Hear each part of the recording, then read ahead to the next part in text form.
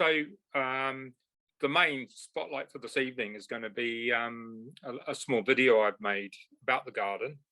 But I thought before I actually show it, that I could just give a bit of the background of, the antecedents of what led up to me deciding to create the garden. So basically, about 20 years ago, I was in a bit of a hiatus in my life, and I wasn't actually feeling that well. So I had the opportunity. I had a partner at the time whose father was a scientist, and he had bookshelves full of books about the environment, but also climate change. And so I really started. I'd always been interested in environmental issues, so I sort of did a deep dive into all of these books. And I've been away on retreat for many years, so I sort of wanted to get up to date with where we were up to with kind of environmental issues.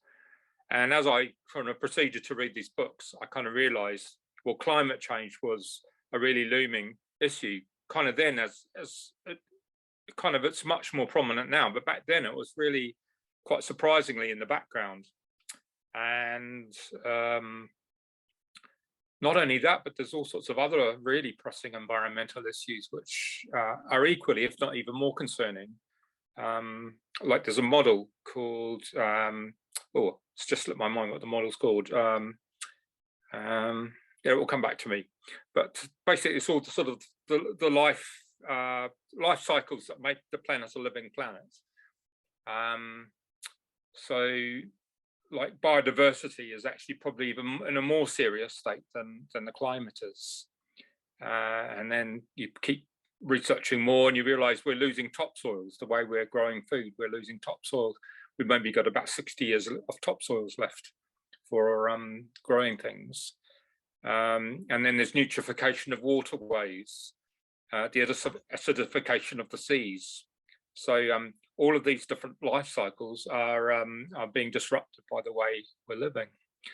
And it becomes quite distressing, I suppose. It's like, well, how do you come into relationship to all of these things? So I realized whatever I did next in my life, I wanted to do something that was kind of incongruent to all of these, well, at least one of them, all of these different things. So then about 2008, I actually was really quite unwell for a couple of winters. And I came across these books about forest gardening that had just been published. And I'd studied horticulture way back in the day, and people in Butterfield had actually been talking about forest gardens. So I kind of wanted to know a bit more about these things. And then as I kind of dug deeper into forest gardens, I realized that forests were essentially a solution to pretty much all of these problems. So, forests sequester carbon into the soil, and then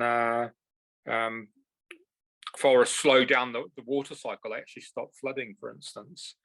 Forests take up nutrients that prevent them going into the waterways.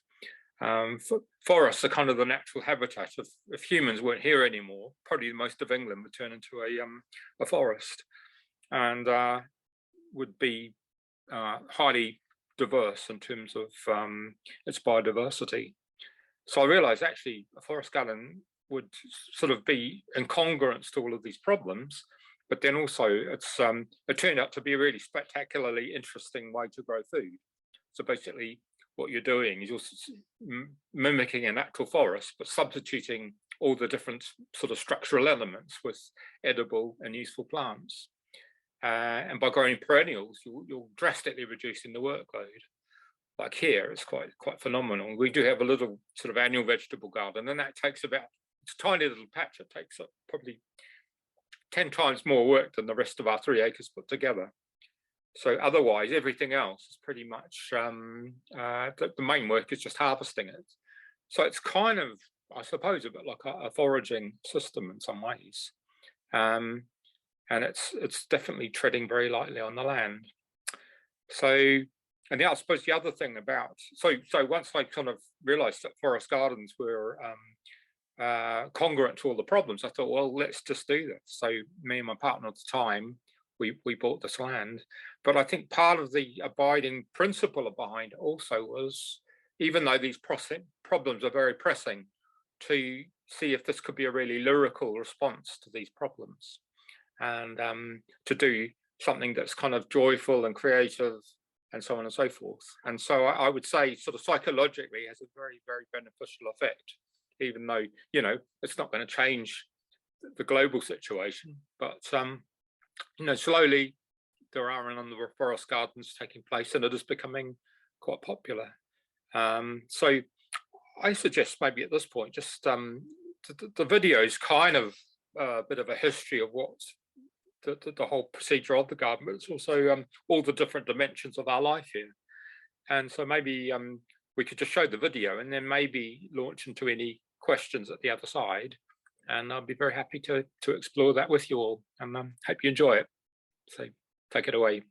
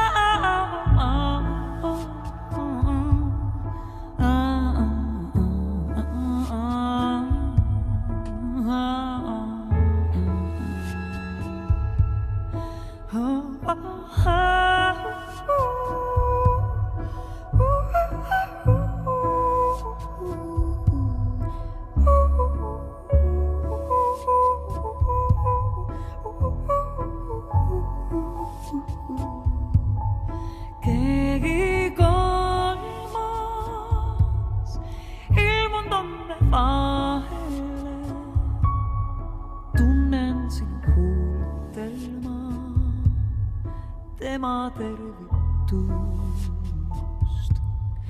Keegi neljas ilmunud onne vahele. Tunnen sinu kätes ma tema tervitust. Keegi viies ilmunud onne vahele. Tunnen sinu silmis ma tema tervitust. Keegi kuues ilmunud onne vahele. Tunnen sinu kiires ma tema tervitust. Armas sõber, ära silmi maale. Kõik on juba korras mul, kõik on nüüd okei. Juba jõudsin teha sulle tagasi. Täna öösel kõrtsis ma, kõik on nüüd okei. Hommikuni kõigiga seal magasin. Veidi olen väsinud ma, muidu on okei. Nüüd saab minna kahekesi edasi. Õhtul palju anda mul tervitusi sul.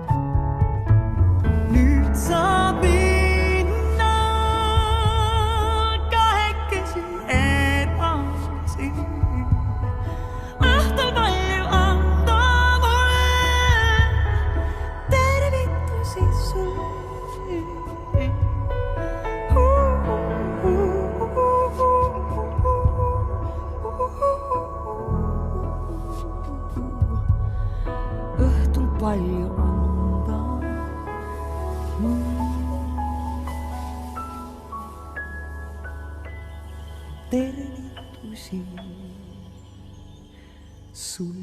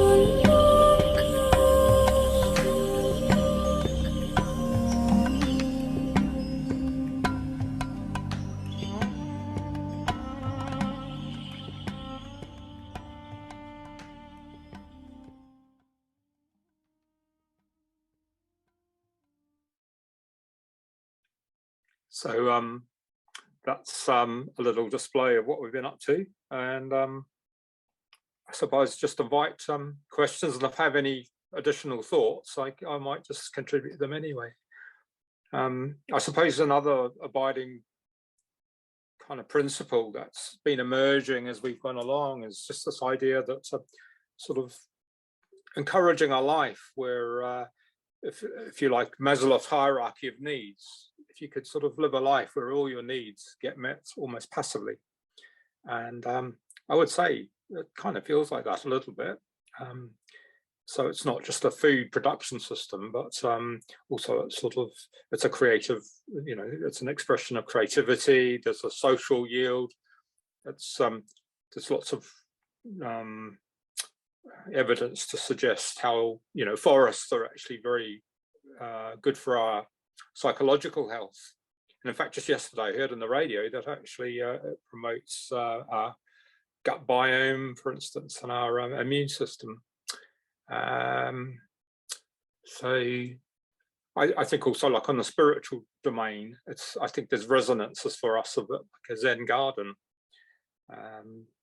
So there's definitely an invitation to work on almost like a meditation practice, a living meditation practice. Those are just a few thoughts that come to mind, but happy to explore or answer questions.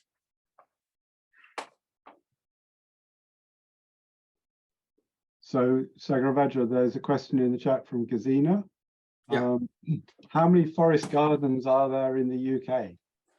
Well, that's a good question. I'm not actually sure that anybody knows, but I could say that I think 2 years ago there was an International Forest Garden Symposium, which was international, and there were, I think, 500 people who attended that. And in fact, the video you just saw is I've slightly edited it since, but that was what I contributed. And it's funny, like in the comments when I played it, someone said it was like forest gardening meets the Lord of the Rings, which I took as a compliment. But there is a forest garden directory, I think, that Martin Crawford has organised. But yeah, I'm afraid I just don't know the answer to it.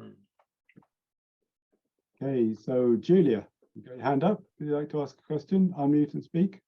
Hi, Sagravajra. Hi, how are you?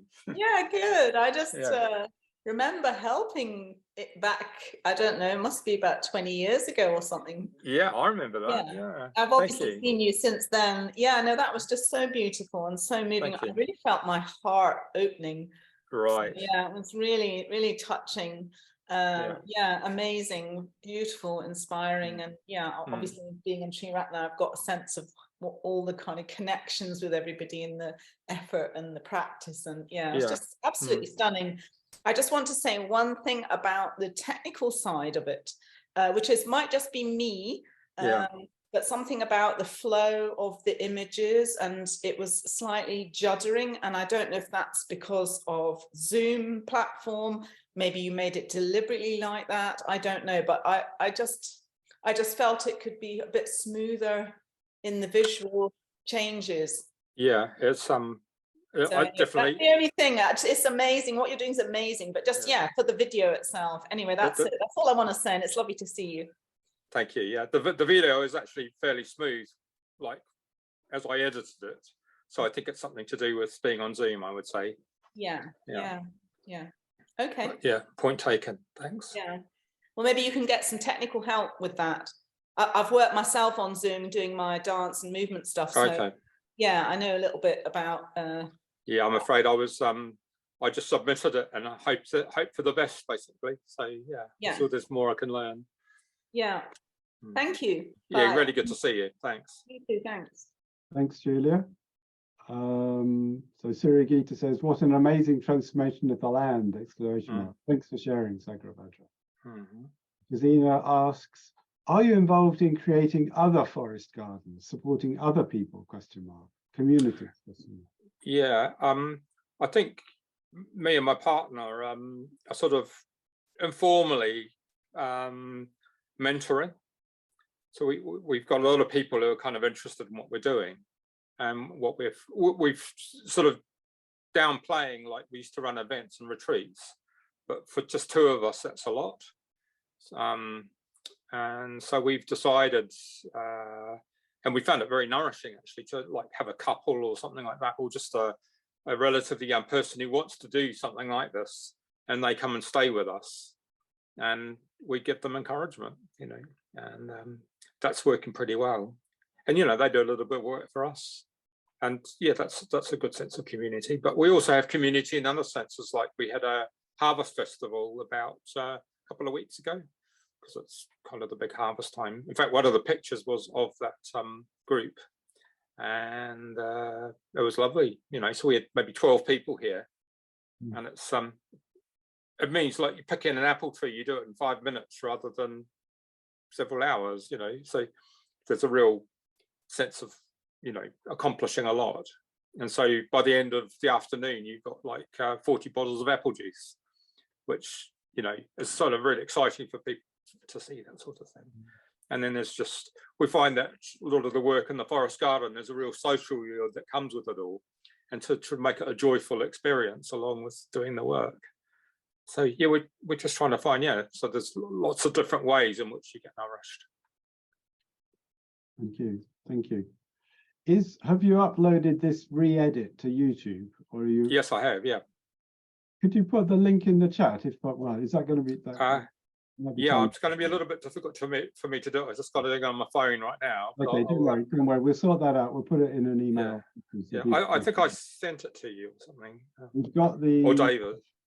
Actually, we have got okay, so I'll put that in the chat. I think, yeah, I'm pretty sure this is the, yes, this is the updated one, so I'll put that in the chat.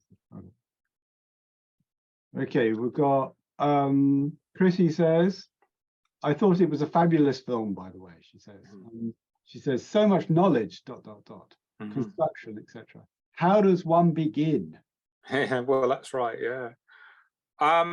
Yeah, that's a good question. I mean, I think, you know, I have to say I've probably had a lifetime of developing certain skills, you know, like I learned horticulture way back in the day. So I guess that part of it's just having the confidence to just get going, you know. But the other thing is YouTube. Pretty much a lot of things I've just taught myself, you know. Anything I need to learn, like you saw the big rocket mass heater that in fact I looked at tonight. It's such a fabulous bit of technology. So basically an armful of wood will keep us warm for 3 days. Really extraordinary. So basically the flue goes through a big cob bench, and then so the cob actually is like a big heat battery. But of course I didn't know anything about that to begin with, but I just started to look around online, and you find there's lots of people very generous with their knowledge. So that's very helpful. And then there's lots of fabulous books as well, good courses. So it's a blend of all those things, just sort of bringing all your experience to bear. But you know, just underlying it is just the desire to do it, and meeting other people who are doing something similar. That always helps. Yeah. Thank you. But yeah, if anybody here is interested, I would just be very welcome to make contact, and maybe we can explore possibilities. Okay, and how can people contact you? I think my email's been put there, isn't it? I'll do that right now. Actually. Yeah. Okay. Christine from Vancouver. Would you like to unmute and spot? Yeah. David, can you spotlight Christine so she can ask her question? Hi, Sagarabhadra. Hey, good to see you. So long time no see. Yeah. Yeah, just thank you for what a beautiful video. And I never get tired of just witnessing the evolution of that place. So kind of 2 questions. One is just, how is your health? Right.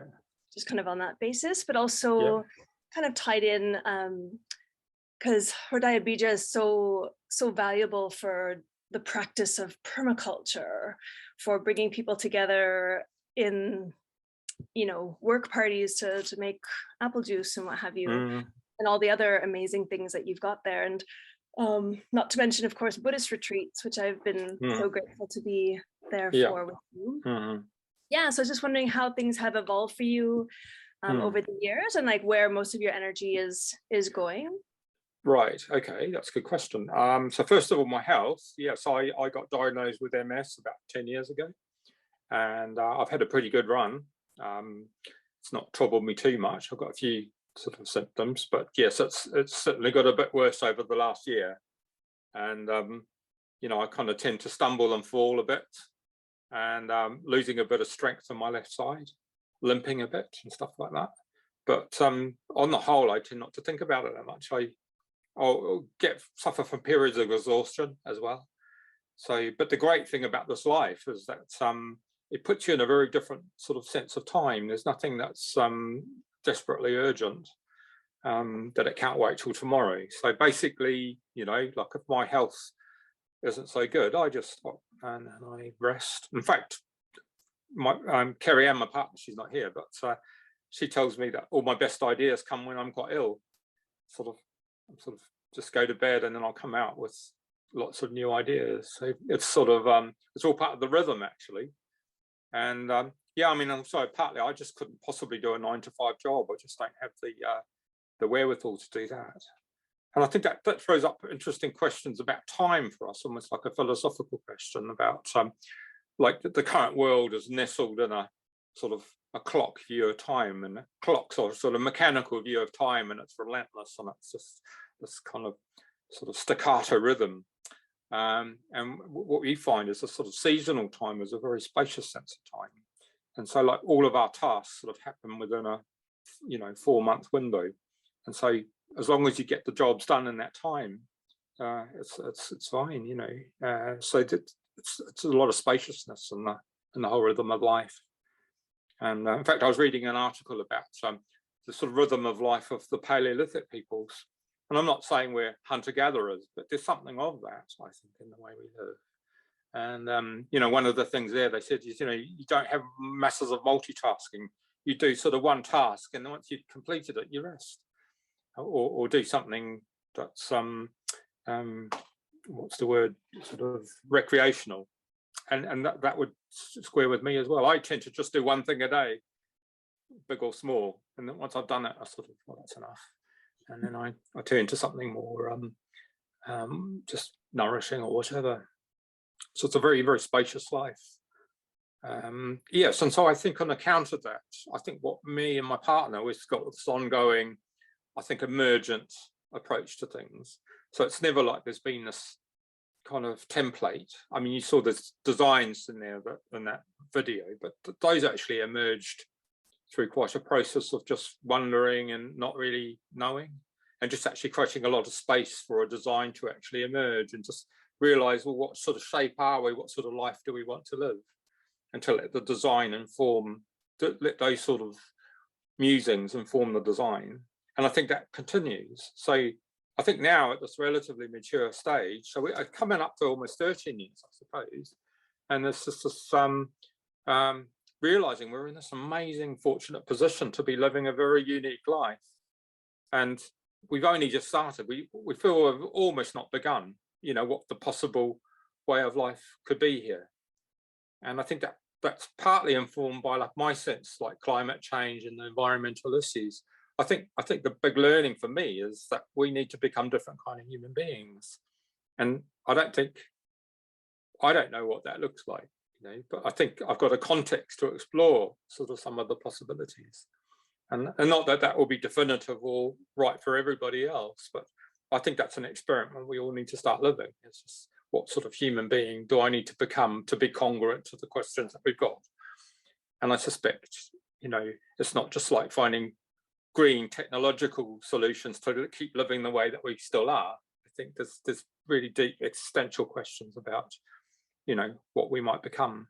And so on account of that, I think this feels like a real sort of crucible or an experimentational place to just deepen into those questions and not know the answer. And maybe a book will come out of that, or some other, maybe a video or something like that, some way in which we share, or, you know, maybe people will come and join us, I don't know. But yeah, I think our big mood drive, I can't do it here, but, you know, it's basically sort of opening up to the the fact we're ignorant most of the time, and that we don't know what we're doing, and we're just open to the fact that the solutions often lie beyond what we can imagine, and just to allow our minds to expand to the periphery of what we're not seeing. And we find often when we look there that this sort of answer staring us almost side on in the face. So that's, yeah, just amazing emergent life, just in the way that seeds emerge when you create the right conditions. That feels quite pertinent to us. So yeah, I guess I feel like we're always just at the beginning, and but maybe the most valuable thing we can do is kind of just keep deepening into this life and explore its different dimensions, and hopefully share that with other people. Well, thank you for sharing your example. And one closing thought, because I'm on the west coast of Canada now. Yeah. It's the notion of decolonizing our hearts and minds is very, very real. And you're Right. talking about the clock and the staccato, and actually that is a colonial effect as well. So Yeah. I feel like the spaciousness that you're describing is very attractive to many of us, and something to actually strive towards. So thank you for demonstrating and exemplifying. Yeah. Well, do our best. Yeah, keep it up. Nice to see you again. Good. Thank you, Christine. Question in the chat from, well, not a question, but a comment from Akasha Devi. Good to hear that you're pondering a book. Was just wondering about that. Or what about a regular podcast of your seasonal rhythms? Yeah. I've actually, because I've got a background in photography also, I've for years I've had this idea of having maybe starting a video channel or something like that. But I find it's I'm someone, I just need to get incredibly focused. So I find it really hard to sort of get into the flow of what I need to do, as well as like film it at the same time. But now I think that the rhythm of life has changed, because the big broad brushstrokes are largely completed now. So maybe there is more space to do that kind of thing. But yeah, I think it's all in the melting pot at the moment, and nothing very definitive. But yeah, I think communicating in that way could have a lot of leverage. So yeah, that sounds interesting. Yeah, and something you mentioned a bit earlier about an intuitive and emergent way of proceeding, as opposed to a clearly defined direction of travel. Yeah. And did that emerge in the planting and the selection of species? I think it's hard to say. I think there's lots of different influence. I think partly my Buddhist practice as well. Partly also I had a big meltdown, actually, sort of spiritual meltdown, and spent about 12 years sort of not going backwards, forwards or sideways, with very unusual symptoms as a result of my spiritual practice. And from there, part of my mind wanted to know what's going on and understand it, and then a part of me said, I just don't know. So I just kept letting go of narratives, just became a sort of force of habit. And I'm starting to realize, I think that's sort of my practice of Buddhism is actually, or my insight practice is to just keep not knowing, actually, is a powerful practice. And because, what we know, we're sort of always, there's always closure with what we know. We're keeping things within the known. And there's something very, very uncomfortable about staying in the undefined and the unknown. But I think that is an insight practice, actually. And I have discovered it's almost like there's a sort of other, it sort of invites possibly sometimes almost another power, to come in. There's something goes on, or something gets delivered that you don't quite know where it came from. And you don't quite know why you're doing it, but once you've finished and you look back, and that was actually the perfect thing. That actually was just what needed to happen. And I feel that just keeps happening for us again and again here. So yeah, but where that came from, we're not quite sure. It's come out of my troubles, basically. Big spectacular meltdown. And now I'm realizing that was it a breakdown or a breakthrough? I don't know. Yeah. It reminds me of one of Padmasambhava's core teachings, which is, I do not know, I do not have, I do not understand. Yeah. It's to live by. Yeah. That's pretty much it, I think. Gazino asks, in the film, it was mentioned that you offer retreats. Does it mean people can hire your place? Well, yeah, that's kind of in the past now, because basically it was our way of making a bit of income, basically. But also it just meant there was really, to run retreats effectively, we'd need a kind of team here, really. And we don't have a team, and there isn't really the space to house a team. So and then I think when lockdown came, we just had a lot more space than we normally did, and I got given a little bit of money, which actually took the pressure off earning money. But what we realized is there's hundreds of things that we're growing that we'd never known what to do with. So all that time allowed us to then sort of explore that we had so much more here than we realized. Found some fantastic, amazing recipe. I'll give you one example. We like there's laurel berries off a cherry laurel, and people think they're poison. Well, the seeds are poisonous, but the flesh is edible. And it's actually a little bit, it's kind of a bit tart, sweet, but perhaps you wouldn't eat it and go, wow, that's really amazing. But we found a Polish recipe from someone's grandma, like in the darkest depths of the internet, for this recipe for sun-dried marmalade using cherry laurel berries. And honestly, it is the most insane flavor I've ever tasted. It's just so complex and astonishing. And that's what we realized. A lot of the things that you grow, like perennials, have very strong flavors.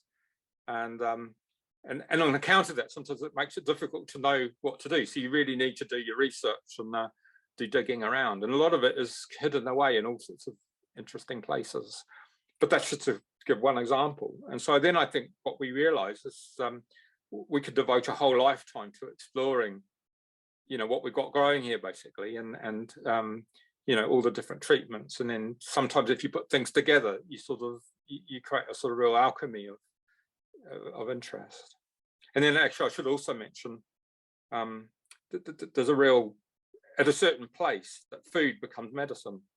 There's lots of but the very strong flavors of perennials partly comes about because they've got their roots already in the ground, so they're sort of not putting all their effort into just trying to grow their superstructure like annuals, and therefore they've got lots of very potent antioxidants and that sort of thing. So actually a diet involving perennial plants has very high nutritional value. In fact, there's been research done recently on some of the on some of the plants that we've got going here, and that sort of got 5 times the amount of minerals and vitamins than annuals. So there's some of the top plants. So there's a top list of plants that have medicinal qualities. So so you end up, that's another, I was talking about sort of where you get your needs met sort of without effort. That's another example. Sort of basically you're eating food, but you're having your medicine every day as well. Thank you. So is there anybody else who hasn't asked a question yet, or who'd like to, you can raise your hand. Or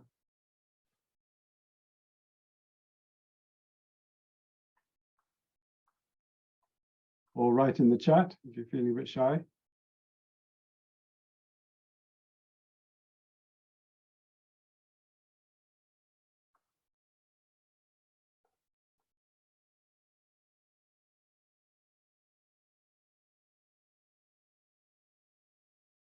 Gazina asks, electricity, question mark? Yeah, well, so we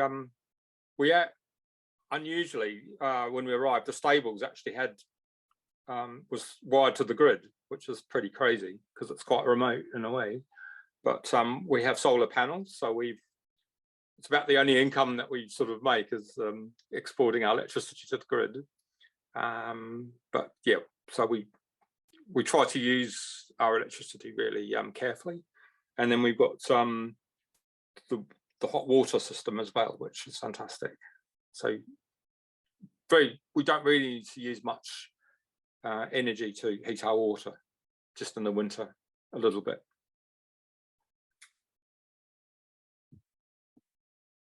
Thank you. Any more for any more? Any comments or questions?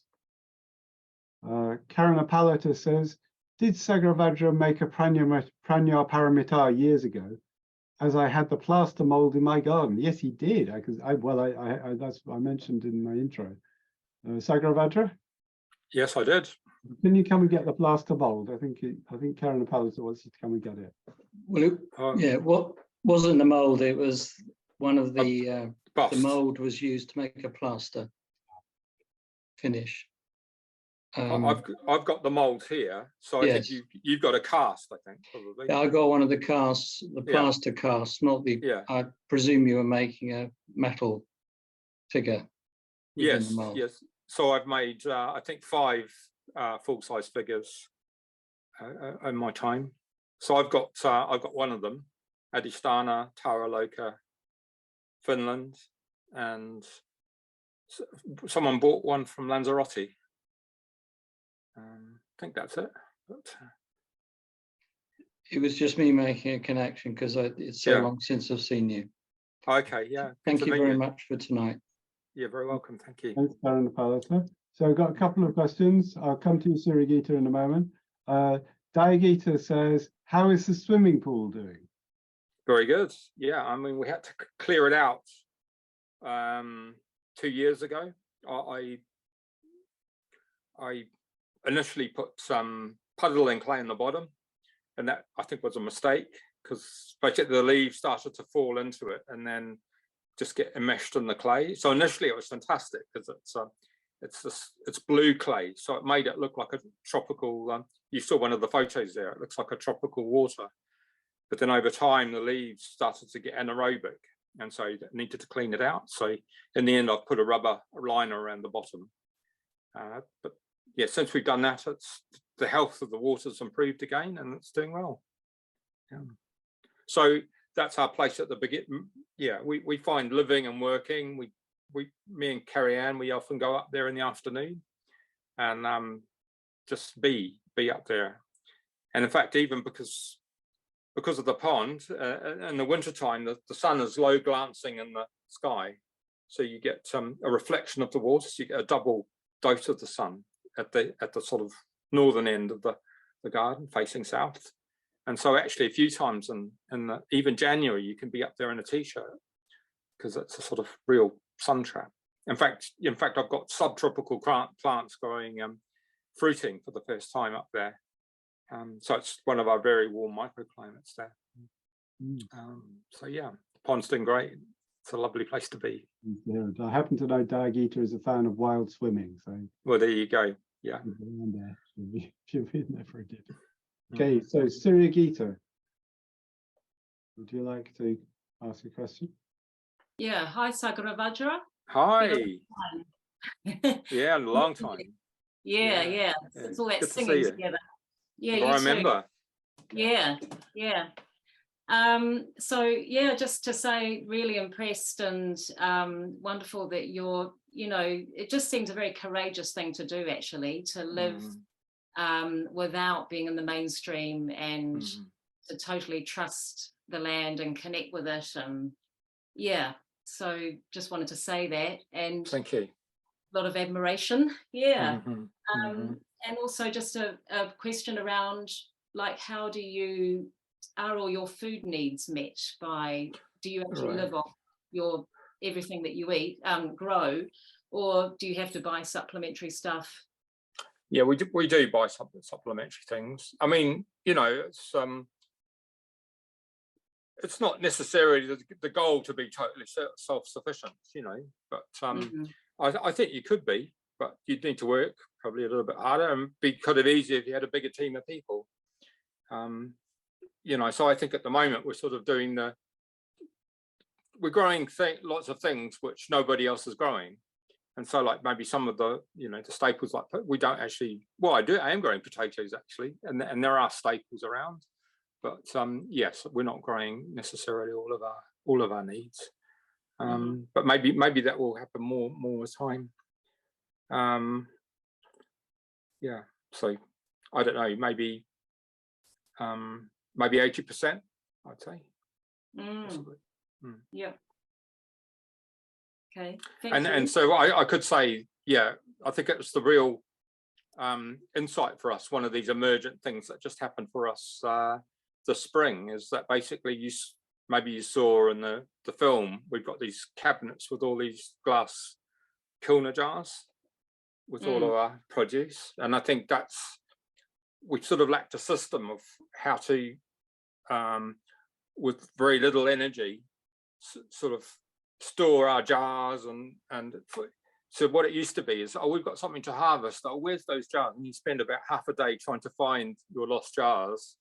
And then by the time you've actually found them and cleaned them, and it's sort of, you've lost a lot of enthusiasm. So we decided we needed a system whereby all our clean, once you've used something, it goes back clean into the shelves. And you can see all the different sizes of jars that you need. And you need a particular jar, you just get it. And then you process it and it goes back. And then you've also got a system of deciding what you're going to eat. And there's about 8 different ways of preserving. You know, some are savory and some are sweet. And so then you can sort of decide how that's going to sort of interface with your diet. So that's totally changed our life. So I suspect that we will start eating a lot more of our garden, you know, the produce from the garden, now that we've got the system. But, you know, it's sort of really obvious now that we've done it. But like prior to that, there was something not quite working. Anyway, hope that makes sense. Yeah, it does. Yeah. Thanks. Yeah, really good to see you. You too. Yeah. Lots of long lost faces on this meeting. Yeah. Good. Thank you. Thanks, Sagravaja. So, is any last questions? Is there one more? We've probably got time for one more question before we. Okay, so Gesina's got a practical question. How small or big does a place need to be to create a forest garden?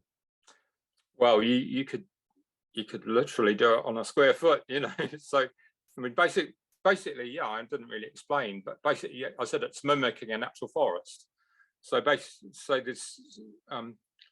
7 layers to a forest garden. So there's the big trees, smaller trees, shrubs, herbaceous climbers, and root crops. I think that's 7. I might have missed one, but so basically you construct, and so basically they occupy all the different niches, and also means that you're growing things in a vertical, you're stacking the food vertically. And so, like in terms of bioproductivity, a forest has twice the bioproductivity than a piece of annual, like a wheat field. And because you've got food growing on all those different niches, especially when a forest garden is mature, you tend not to have available niches, which stops the weeds growing, and then you reduce the work. And then you find that there's things, you're stacking food over time as well, because there's things that come early in the season, mid-season, late season. And so that means your sort of forest garden becomes a larder. And so you can do that on whatever scale you like. So one of the authors of the book I mentioned earlier, he had 1/10 of an acre.